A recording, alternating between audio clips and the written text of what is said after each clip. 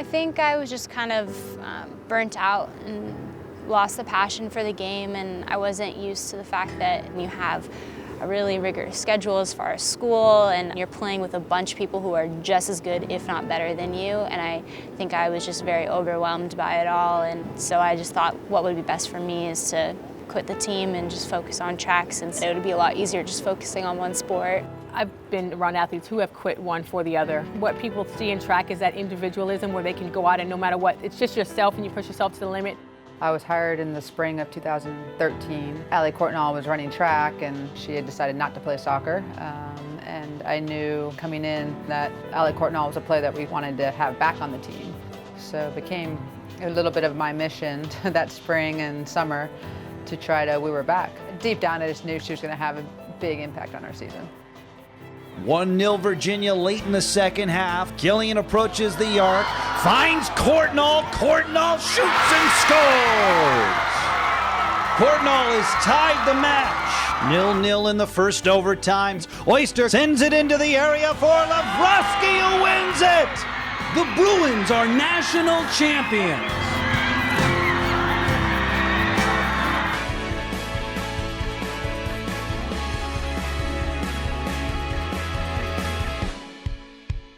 We had a couple conversations that spring, but then she left for the summer. And she was in contact with me all summer, having meetings with me, calling me, leaving me texts with pictures of me playing the season before. I was just like, who is this crazy lady trying to get me to play? I'm so over it. Like, I'm not gonna do this. We had already started the season, preseason training in August, and she wasn't even back. I think she was abroad. I can't remember which country she was visiting. I went to Croatia.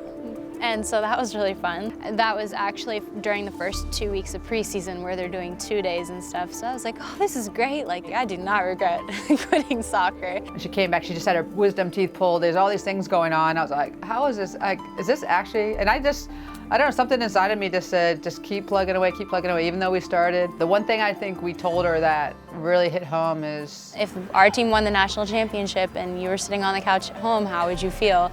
And I thought about it, and it really bothered me because I was just like, you know what, I would not like that at all. I would be really upset. I was like, you know what, I'm not gonna let that happen. I definitely want to be a part of something like that. And I knew how good the team was, so I knew that it was definitely possible.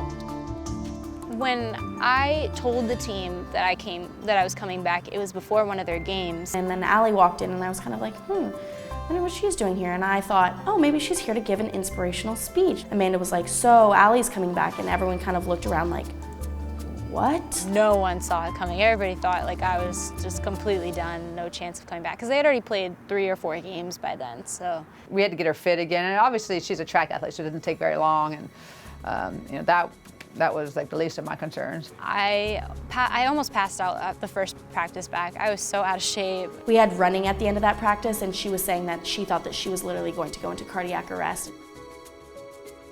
She got the tying goal against Virginia in the semifinal game, and that's why we went to PKs and won that, and that was huge. And so I think for her, I mean, that was a direct impact on then winning the national championship in a tangible way. I don't think I've ever seen Allie play better in soccer than in the Final Four. Like, she was a stud. There's no question about it that we would not have won if Allie was not on the field. And she was not gonna lose that game.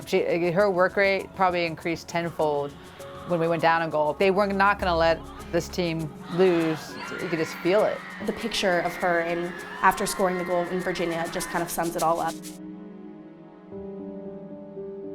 The national championship game, I was kind of calm. I think we all were really calm because we knew that we were gonna win. For some reason, we just all kind of felt it. We kind of went into it like, we've got this. And then when we finally scored, when it finally came around, winning the national championship was one of the most unbelievable experiences ever, considering just the road to getting there. I remember there's a picture of me and her hugging each other, and I think she put it on Instagram or something and said, you know, something about, because of this lady, I'm here as a national champion. And I think she really realized that it was a group effort to get her to come back, and she realized that she would have missed out on that if we hadn't. She was bawling, and I was just still in shock, and I just thanked her. I was like, I wouldn't have been a part of this if it wasn't for you, and if you hadn't texted me 100 times or made me meet with you in the office and I was really appreciative because I definitely would have been heartbroken if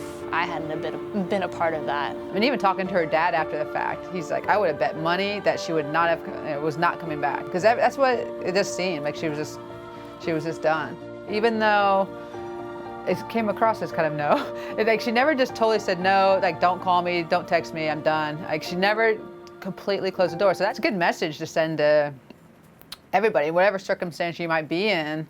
You don't ever want to burn bridges or like close the door completely because you know that path might be something you want to take down the line. Early on, I wondered if Allie doesn't go back to soccer, how great could she be at track? What could she do? I knew that I could be really good at it if I just invested all my time into it. So I definitely wanted to see what I could do with the sport. A lot of what makes Allie who she is the fact that she's a great soccer player and a great track athlete. Maybe she would have been a little faster, maybe not. Obviously, we'll never know. But I think she certainly made the right choice in following her heart because she not only helped them win an NCAA title, I think that she proved to herself that she could do both. She's not afraid to get on the line and go race, get on, on the field and go after a ball. Allie will give you 100% of everything she has. She's the kind of athlete who you love because it's easier to hold an athlete back than to push an athlete forward. I couldn't enter myself into the draft because that would take away my eligibility to run for track. I'm definitely not counting that option out, but I'm not really sure what I'm gonna do. It's almost like she wants to keep a lot of doors open, and then at the 11th hour, she wants to make her decision on what she wants to do. I know she's so talented; she could do so many things. She's a great singer. She could model. She could go play pro soccer. She could probably do something in the track world. She's just one of those people that just has everything at her fingertips. And she has so many amazing accomplishments, but that's not by luck. Allie works so hard in everything she does, school, academics, soccer, track. She literally can do it all, but it's not just handed to her. She works for everything that she does. I'm not ready to think about a life without sports yet, so. I love that she's tough and I love that she's driven and having her on the team. I love soccer and I love that she played it, but I'm glad she's back.